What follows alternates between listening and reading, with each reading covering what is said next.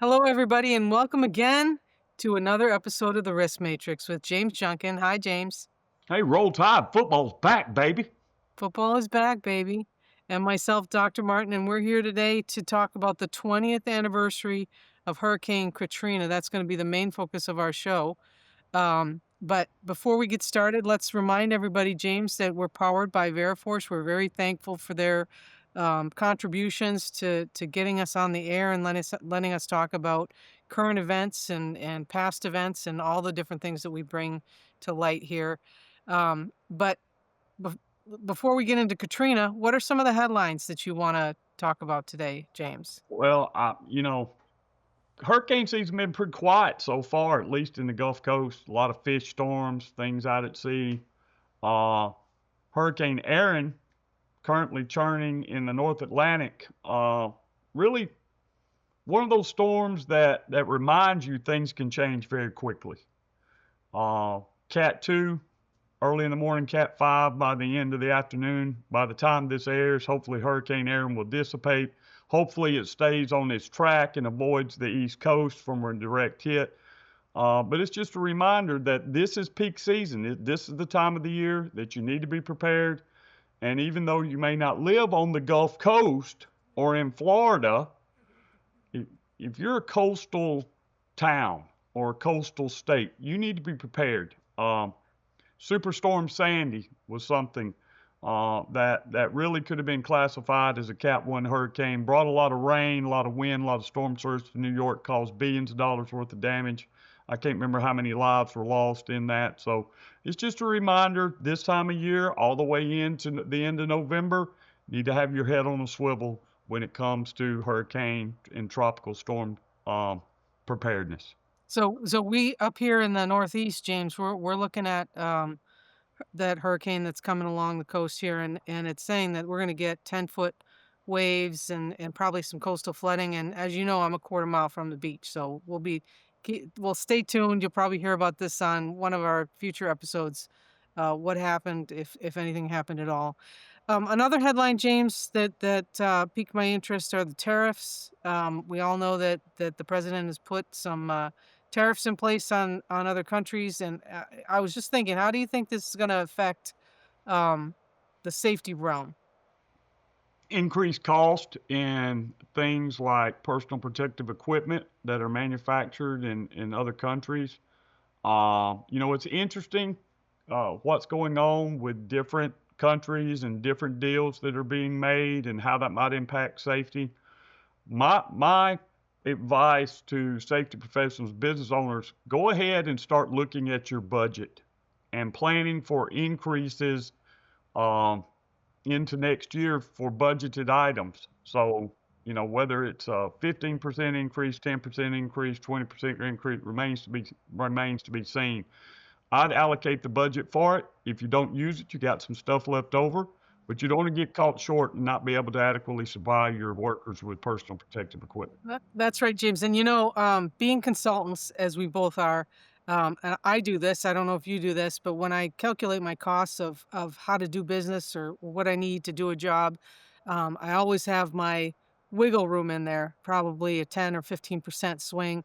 Don't tell my clients, but you try to budget in for if I need it, and if you don't, great. A lot of times I tell my client, here's kind of a range. So just make sure that you're putting that range in your costs so that you make sure you're adequately prepared to give your employees what they need to do their job safely. And if you're anticipating price increases and you can get a discount for bulk discount by purchasing now or for early payment discounts, those are ways that if you've got established cash flow and some funds that are setting aside that you can help save your company some money and ensuring your supply lines. I don't think anybody's anticipating not being able to get stuff like we did during COVID, but things may cost more. That's a fact. Okay. Well, James, I know this hits heavy and at home for you, this 20th anniversary of Hurricane Katrina. And you know, I hesitate to bring it up, but I know that when you do speak on it, right, a lot is learned from lessons learned from your own personal experience, from friends and family. that were in the path of that hurricane and what happened in New Orleans thereafter. I know that there's still probably some effects down there where you live that Sure. you see every day. I know you recently wrote an article on emergency management. Maybe we can weave that into the discussion today. But um, tell us a little bit about Hurricane Katrina. I mean, 20 years ago, some of the people practicing in safety or in risk management, this is not even a blip on their radar, right? Because 20 years ago, some of these people were still in diapers. Right. So, As you get older, you start to realize that events in your lifetime, 9/11, Katrina, are as far into some of the generation coming behind us as Pearl Harbor was to us. You know, um, it's just interesting that we've evolved into being my parents and my grandparents, and I guess that's just the price of getting older, right? But one of the things I always, when I talk about Katrina, and I'd be remiss not to mention here, is to not forget the folks in South Mississippi and Alabama that were also heavily impacted by Katrina. And a lot of times they get lost in the discussion because the focus is on the city, right? And I want to make sure as we begin this, that we remember those folks and the suffering that they endured, the the the loss, the but also the spirit of recovery. So, in Hurricane Katrina, you saw some of the worst that could happen to people, but you also saw the fortitude of the human spirit and really what makes America great. You know, uh, people helping other people, and that's kind of my story of Hurricane Katrina. Is being prepared for the unexpected and the lessons learned from that storm that have saved lives down the road and in other storms. But I remember it very well. Um, it was this time of year. It was late August. Um, we had just come out of a pretty active hurricane season in 2004 with Hurricane Ivan hitting over around Pensacola and that area. And, there's one thing you do have warning with hurricanes, but you don't have a lot of warning. This whole thing transpired over just a few days. And fortunately, one of the lessons learned out of Katrina is being able to get the forecast track right. So, I've got an article in EHS today about Hurricane Katrina and lessons learned. If you haven't seen it, you can check it out on my LinkedIn or on EHS today. I think it was published July 24th. So, preparing for hurricane season, it doesn't have to be a big Cat 5 hurricane. If a Cat 1 hits your house, it's a Cat 5 to you. that's right. That's right. So, if you don't mind, James, and I know this is a sensitive subject, can you take us back to um, your thoughts as that hurricane was rolling in? And I think it would be helpful if you kind of weave into that story of your experience why this one was different. Why was Hurricane Katrina different? Because obviously it caused a lot more damage um, than I think anybody ever expected in their wildest imagination. Well, I think Hurricane Katrina was different in the fact that it had been a long time since a storm of that magnitude had hit the New Orleans area. You have to go back to, or even South Mississippi, you have to go back to Camille in 1969. You have to go back to Betsy in 1964, 65, some time frame. And you've heard these stories of the old timers, but there's a lot of time between that then and 2005, right? I wasn't even alive when those massive hurricanes had hit.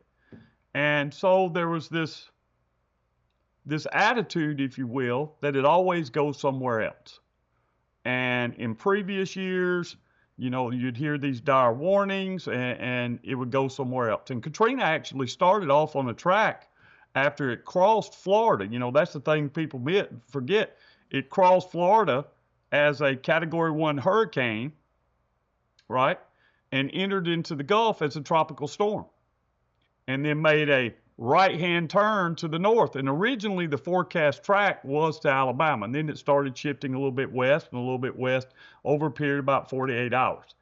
The thing that got everybody's attention, and I brought it up so I could read it verbatim, was probably the most dire warning out of the National Weather Service ever issued. This is what was broadcast by the National Weather Service in a forecast by Katrina.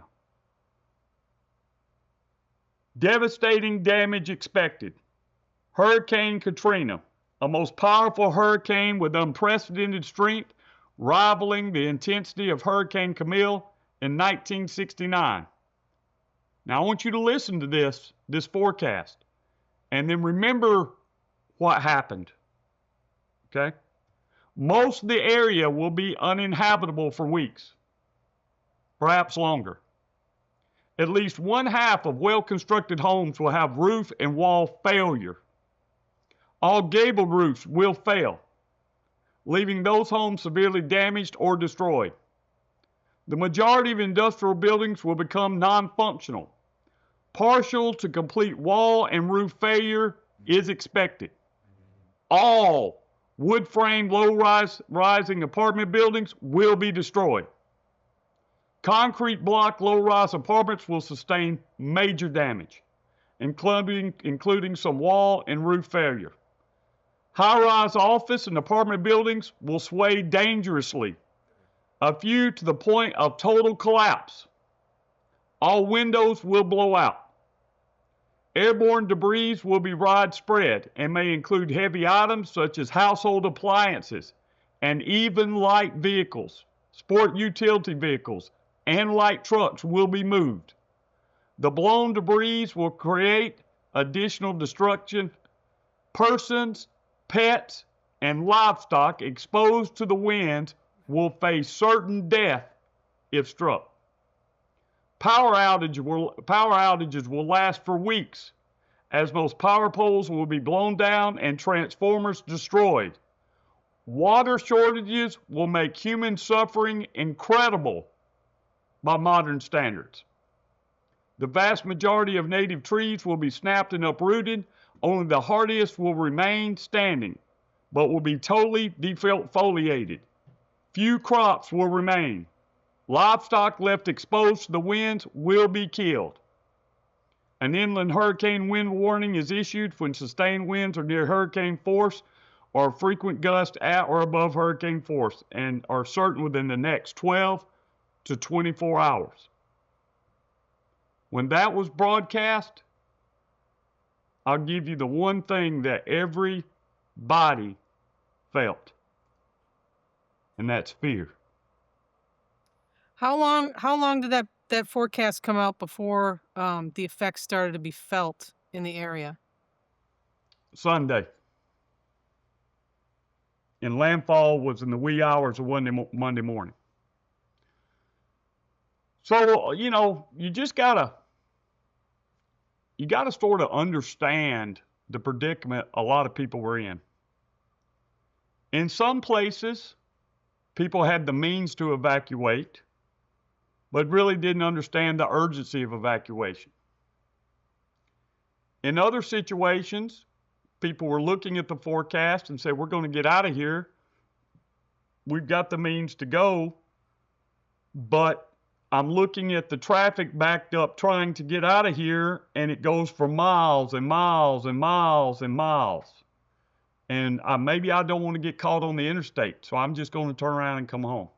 You don't want to get caught on the bridge across Lake Yeah. Pontchartrain. 20% of the residents of the city of New Orleans did not have private transportation. Most live below the poverty line. It's the end of the month. So those on government assistance, their checks had not come in yet, and that includes elderly people on Social Security. So, like most major natural disasters, the folks in most in danger in this path of this storm were the poor, the elderly, the young, right? But it didn't discriminate. It didn't discriminate. Um, right before landfall, this was a major Category 5 hurricane, and the storm surge was something unimaginable, if you will, to most people. S so can we switch gears just a little bit? I don't wanna get off the story here because, this has a trajectory. Um, let's talk a little bit because I know your article talked about emergency management, emergency preparedness. Um, what were some of the things that hadn't been done emergency preparedness wise, that we know now are critical, to something of this magnitude? First thing, early warning and transportation to shelters for that critical group of the poor, those without public transportation, the elderly, nursing homes. One of the most horrible stories of Hurricane Katrina is in St. Bernard Parish, residents of a nursing home drowned in their nursing home. You know, we have to be able to get people to safety. And there were a lot of reasons why they didn't evacuate those people. A lot of them were critical care. The year before, there had been an evacuation in Texas, and then the storm turned. It didn't come. People died in the evacuation, in the heat, etc. There were lawsuits. So all this is in the back of people's mind. The entire city of New Orleans, founded in 1699, had never, not one time, ever had a mandatory evacuation, ever. And in the back of leaders' minds, hey, if this thing turns or whatever, and in the time that you had to prepare and get out, which is about 2 to 3 days when we start to realize the track was coming, this is the back of mind of city officials. Hey, if we cancel all these and make people evacuate, and we've got conventions in town, we've got tourists in town, what's the legal ramifications of that? Those are lessons learned, because that type of thing had never been even contemplated before. And in this country, there is a hesitancy to force people from their homes at gunpoint. Okay? So is a mandatory evacuation really mandatory? And a lot of people wanted to stay. Some people just couldn't leave. There was no place to go.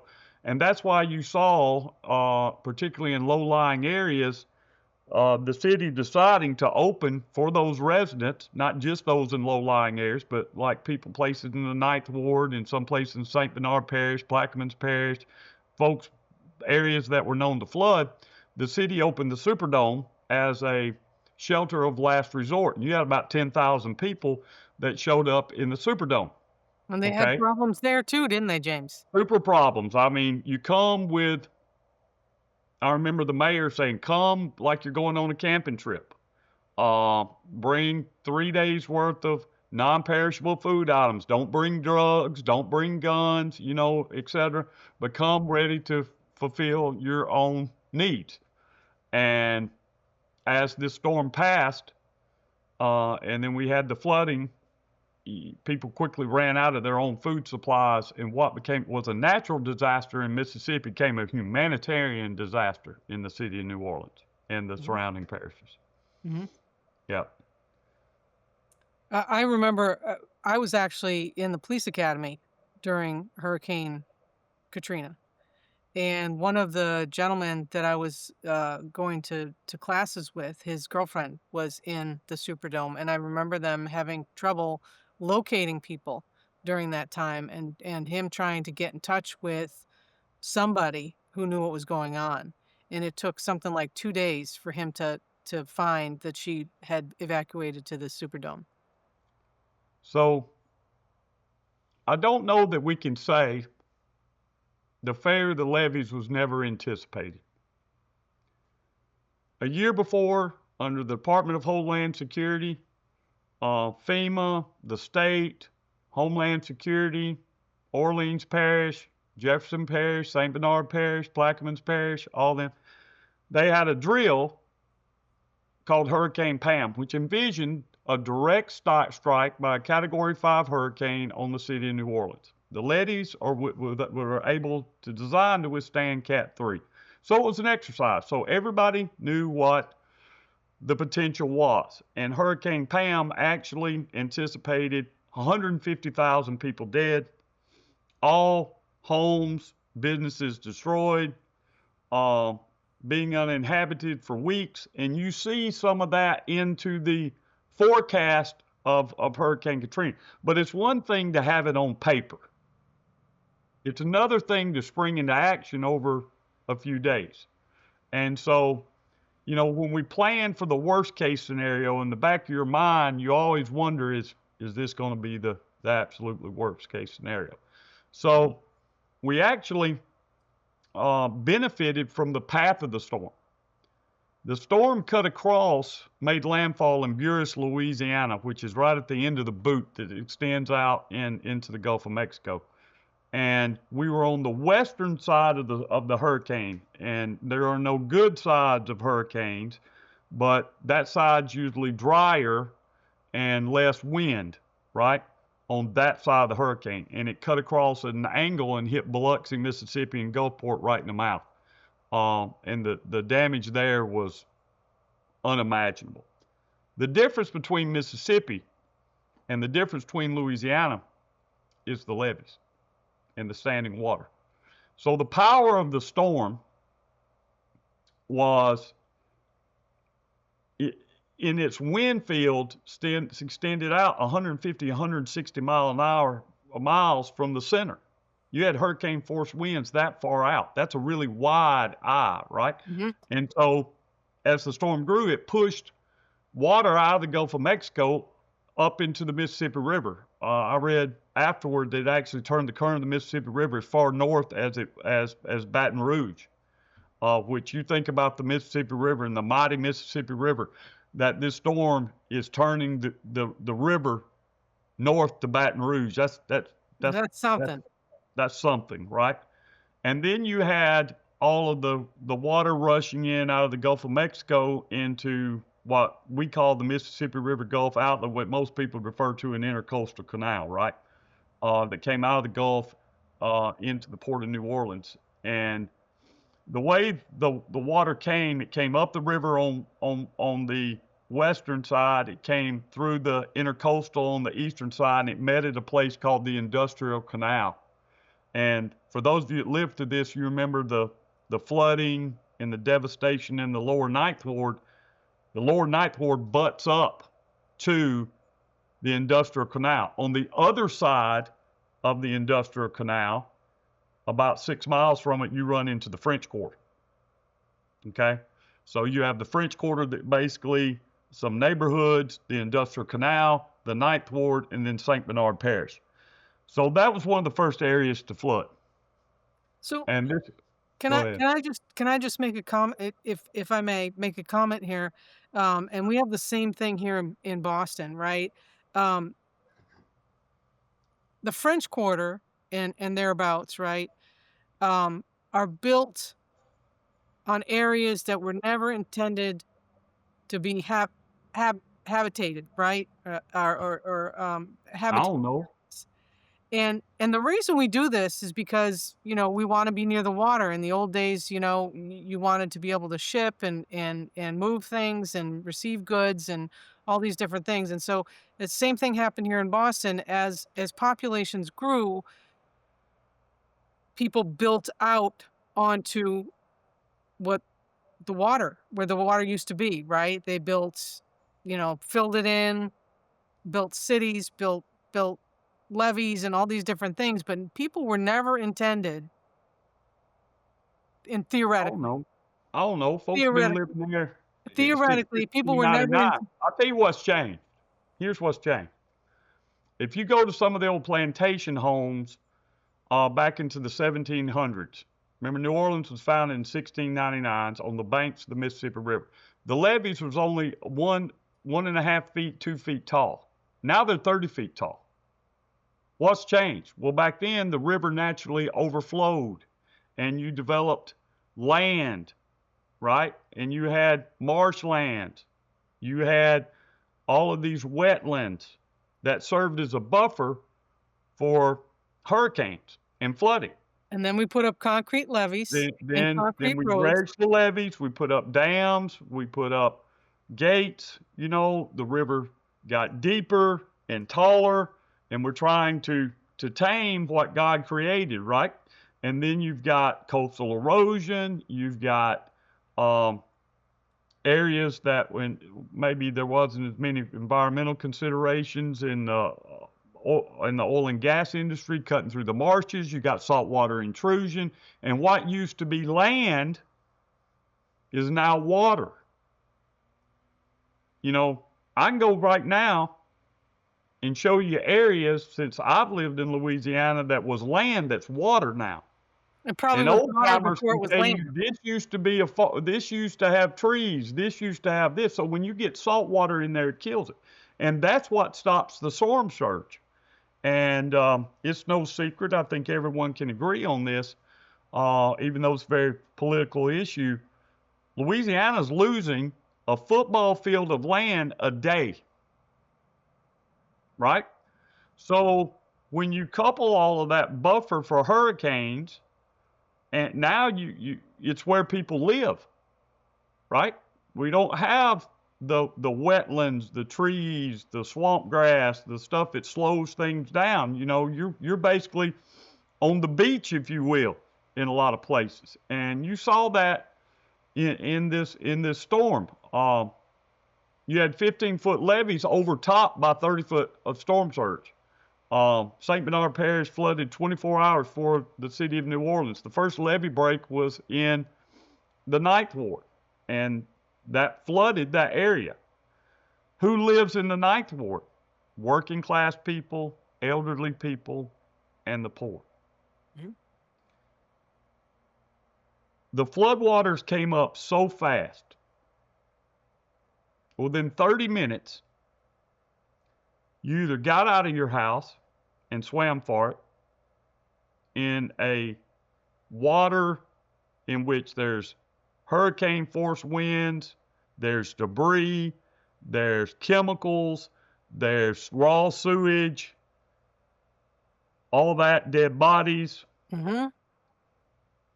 or you retreated to your attic. And neither were a good choice. And a lot of people drowned in their attic. And I can't think of a more horrifying way to die than watching that water come up with a flashlight in your hand, with your family around you, drowning in your attic. And so now, one of the lessons learned is if you live down there, you get out, okay? If you don't get out, you have a hatchet so you can break through. And if y'all can remember, a lot of the helicopter rescues, things early on, right after the storm passed, were people breaking through their attics.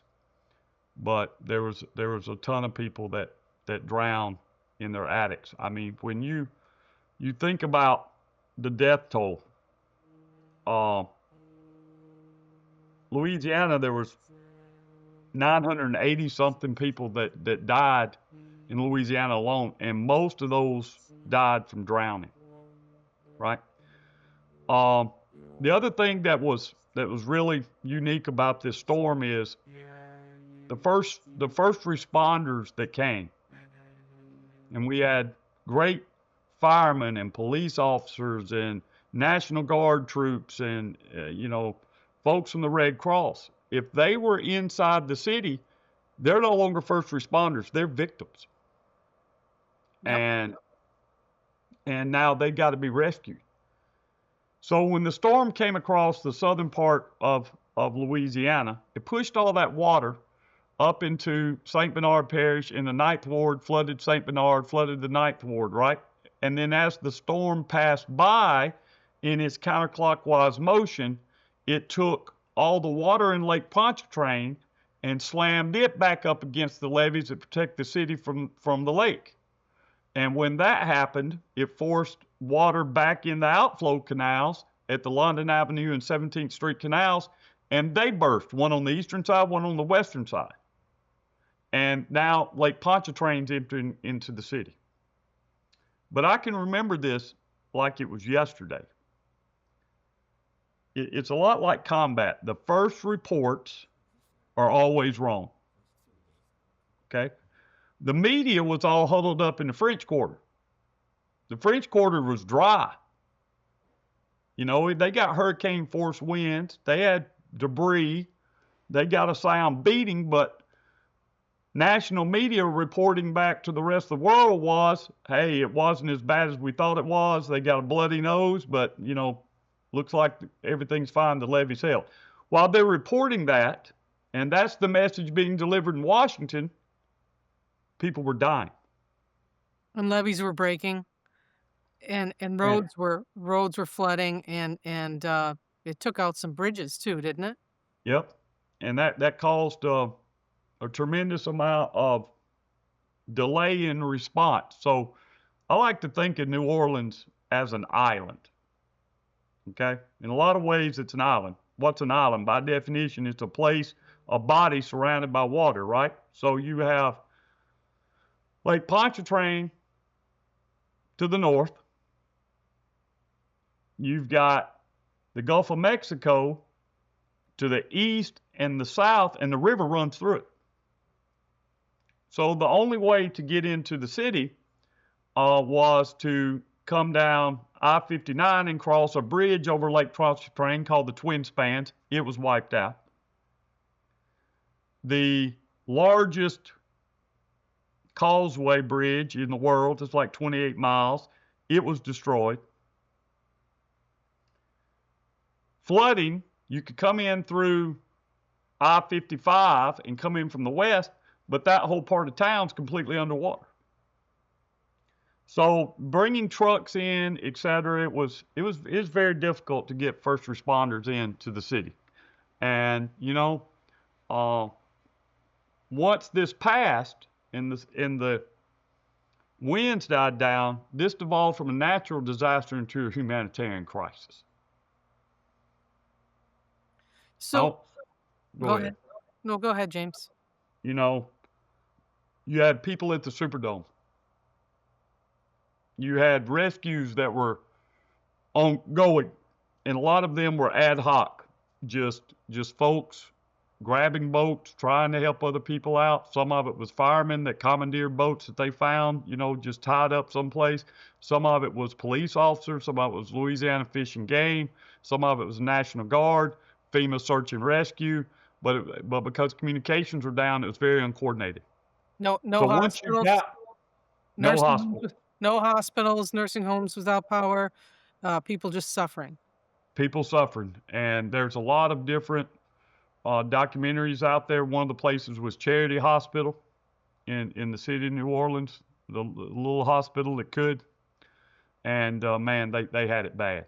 They had it bad. And but they did the best they could to save lives, and a lot of people died in that hospital. And on the other hand, a lot of people lived because of the heroic efforts of the folks that were there. So as they're doing rescues all across the city, there's not a central location to put these people. So we get them out of the floodwaters, we set them up on something that's dry ground, right? And nobody's coming to render aid as far as water and food. And you know, you'll see people spend 3 days on an overpass with no food, no water, etc. Folks coming out of the flooded areas ended up at the convention center, which is down by the river, which is relatively high ground and dry.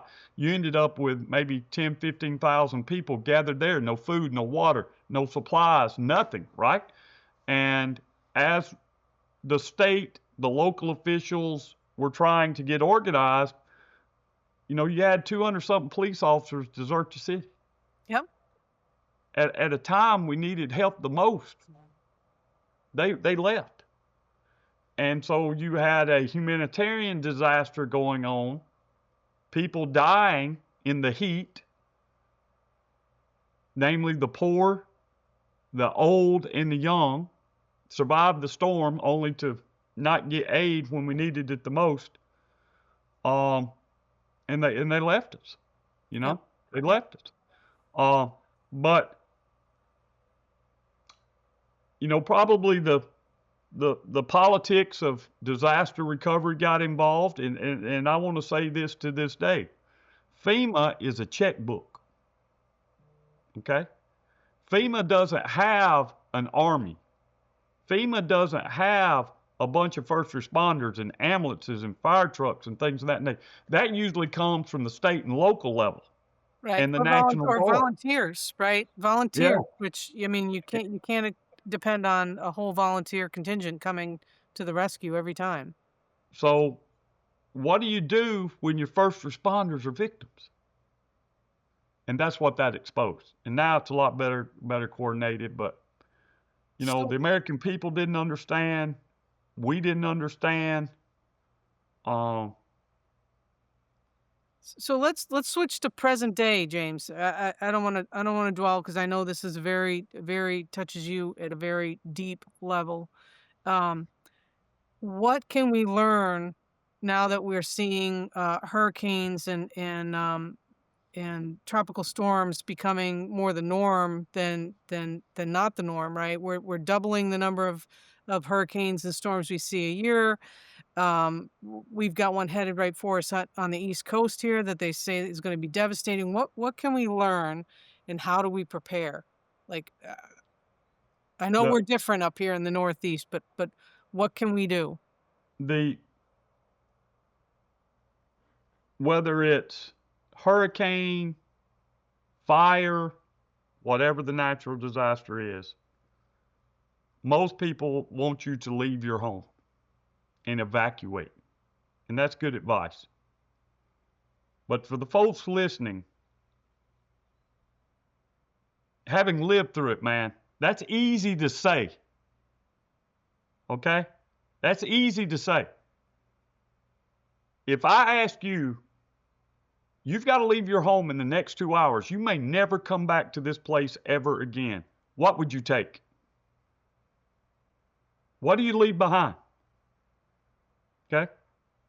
Because when you leave, you might be leaving family heirlooms, pictures, Yep. furniture and stuff can be replaced, right? But there's only so much you can put in your car and leave with. Cash. A lot of us don't carry around a lot of cash. We get it out of ATMs and things of that nature. Hey, man, you need to have some cash resources so when you can evacuate, you've got money. That's the other thing. When you left for Katrina, most people leave for a hurricane for 2 or 3 days and then they come home. These people, a lot of them never came back. That's right. If you got the financial resources to put a family and 2 dogs in a hotel someplace for weeks on end, most people don't, right? So those are the things that go through your mind when you're trying to decide whether you want to evacuate or not. Remember, it's easy to look back and see the devastation of Katrina and judge a lot of people. It's a lot harder to live in that time frame and say this has never happened before. The last time something really bad happened was in 69. I wasn't even born in 69 or Betsy in 65. It's going to be okay, right? And then when you start hearing the warnings from the National Weather Service, it's too late. So my lesson to you is think about these things now. If I had to leave my home in the next 2 hours, what would I take with me? Right? Where would I go? So one of the things that terrifies people is getting stuck out on the interstate and bumper to bumper traffic in the heat. Because remember, gas stations are closing down. Their employees are trying to get out of here too. So make the decision early. Hurricane season, I keep all my vehicles topped off. Always. Right? because you never know when these things are going to pop up, and you've got about 48 hours to get out. Well, everybody else is trying to do the same thing you're doing. Now, I don't always leave for storms. I moved out of New Orleans and moved to the North Shore, and then got hit by Category 3 Hurricane Ida that we rode out here. But if you're going to do that, you need to be self-supporting. So that means be able to live with no power, no air conditioning, Have bottled no water. food, things of that nature, right? Because you're going to be on your own. But the one thing I remember the most, and it's very humbling, is to have to depend on other people to help you. To not have food, to not have water, you know, and to have to humble yourself to go down to a Red Cross center and get in line and stand for 30 minutes to get a bag of ice. But thank God for all those people that came. Yep. You know, when we couldn't help ourselves and the government was trying to figure it out, citizens from all over this country left their homes and came down here to help us. They brought food, they brought clothing, they stayed, they took people in that were evacuees, and that's what I love about this country. Nobody cared Amen. where those folks were from or where we were from or who their football team or who they voted for. Nobody cared. Yep. They just saw folks in need and they responded to that need.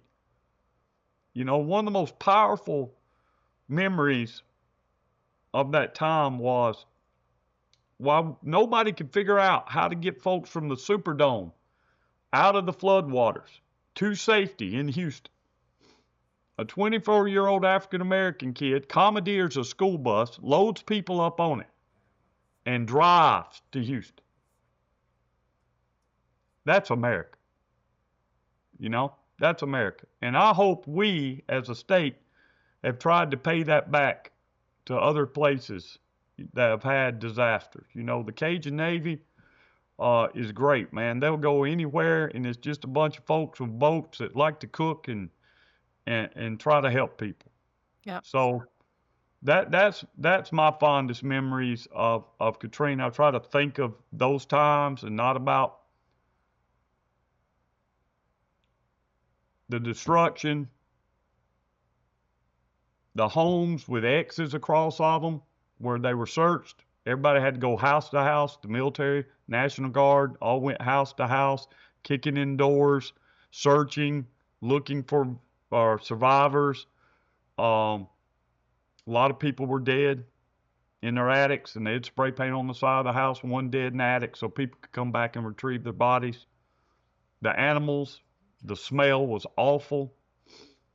And it stayed like that for years. Right. Years. Right. I went down, visited for work about 6 years after Katrina, and actually took a tour of the different areas that were affected, and it was eye-opening to see that they were still in the beginning stages of rebuilding. You know, you could still see them trucking in for the levees. You could still see the houses vacant. There were areas where there were just all vacant houses. Well, a So, lot of it depopulation. right. Okay. So in the entire Gulf Coast, 1 million people were displaced. 1 million people. At its peak, there were 275,000 people in shelters. When they finally got FEMA trailers, there was 114,000 people living, households, not people, households, families, 114,000 families living in FEMA trailers. Hmm. I mean, just think about that. And so when you look at some of the statistics of the people who died, for example, Over 50% of the people who died were over the age of 74. They're gone. The population in the city of New Orleans was a little under 500,000 people prior to the storm. Uh, by 2006, the year later, that population was down 52%. Okay. And it still has not fully recovered. We're still only about 80% of the population levels pre-Katrina. Um, it just changed everything. It changed everything. But here's some other numbers that came out of this. The federal government spent $75 billion for emergency relief. Um, People donated over $6.5 billion Mhm. to help their neighbor. So there's some things that came out of that that were positive. It took a long time for recovery. And it wasn't just recovery here. It was recovery in South Mississippi. That's one of the things from the storm. Usually everybody's seen it. You got mutual aid agreements with other states. So you have big thunderstorm come through, a tornado, wipes out your infrastructure. What happens? Here comes the power companies from all the other states come in and help you. Well, those states were on their knees as well. Right. You know, Biloxi, Mississippi, right down the road here. I'll never forget. Katrina picked up a gambling barge casino. Back then, a lot of the casinos were in the Gulf, right up on the beach, right? It picked that sucker up and set it in the middle of US 9. It was not unusual to ride around for months and years after the storm and find shrimp boats sitting in the middle of the highway, cars in trees, houses slammed into other houses, or neighborhoods completely wiped out off the slab. Yep. So it's just a reminder of the power of nature. Don't get too comfortable, Don't right? get too comfortable. That Don't that's get that's too comfortable. a good cautionary tale there, James. Um, I wanna thank you for I know this is a very sensitive subject, living through it, talking about it, but I think that this is a really, instructive podcast for a lot of our listeners, especially those younger generations that haven't seen anything like this. We've talked a lot about how being prepared, um, can affect your fate, how not being prepared can affect your fate. And I think that there are a lot of lessons learned that people can take from this. So I just want to personally thank you for sharing these things with us on this 20th anniversary. So Well, thank you. we dishonor the memory of those that died by not talking about it, right? We dishonor their memory by not admitting what went wrong at all levels, including personal levels. And I think we've done a really good job of making a lot of changes since then as far as emergency preparedness. We still have a long way to go. Obviously, by what you saw happen in North Carolina with their hurricane situation and being able to get aid to people that need it. Yep. Um, my advice is take care of those closest to you. Be prepared to be self sufficient for more than 3 days. It may take longer. Know when to leave and know what to take with you when you leave. Things like your insurance documentation for your homeowner's insurance, your health insurance, credit cards, birth certificates, identification, medications, prescriptions, things that if you've got to go to somewhere else and set up camp that you're going to need um, to try to get back on your feet.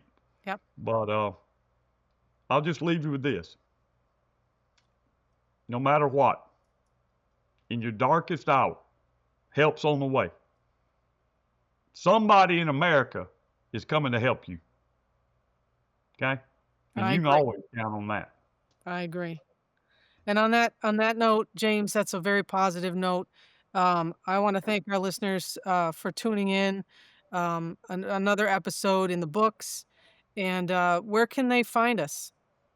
Hey, man, check us out there on YouTube at the Force YouTube channel. We're over there on Spotify, Apple Podcast. Hey, I hope you like the new studio Veriforce got for us, and Amanda. A lot of cool changes coming in our podcast. We're going to get back to having guests here real soon. Uh, we do this for you. We do this for you. And we hope that you'll share this message with others, your friends, on LinkedIn, on your other social media platforms. Get the word out. Hey, if there's something that's burning that you have that you want to talk about, guess what? You're going to have a new way to communicate with Dr. Martin and myself. The Risk Matrix is soon to have its own LinkedIn page, its own moderators over there on our LinkedIn page. You can reach out to us there as well as our personal LinkedIn. A lot of ways to communicate, to continue the discussion on how we get workers home safe from hazardous jobs. So we thank you for your support, and there's a lot of cool things coming in the weeks up ahead. And I just want to say, James, football is back. And Roll Tide, baby. Till next time, roll Tide. Tide.